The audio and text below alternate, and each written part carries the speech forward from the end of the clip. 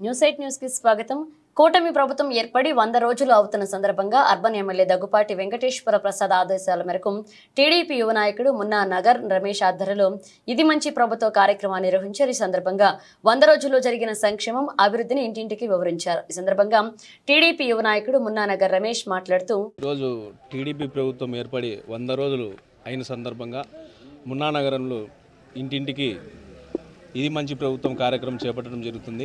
YCP ప్రభుత్వం 5 ఏళ్లలో తప్పుడు మాటలు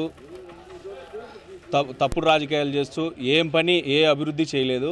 5 ఏళ్లలో వైసీపీ ప్రభుత్వం చేయలేని అభివృద్ధిని 100 రోజుల్లో మా ప్రభుత్వం టీడీపీ ప్రభుత్వం చేయడం జరిగింది. ఈరోజు దగ్గుపాటి అన్న ఎమ్మెల్యే ఆధ్వర్యంలో అనంత ఎంతో అభివృద్ధి పథంలో ముందుకు పరిగెడుతుంది. ఆయన ఆదేశాల మేరకు ఈరోజు మున్నానగర్లో ఇది మంచి ప్రభుత్వం కార్యక్రమం చేపట్టడం జరిగింది.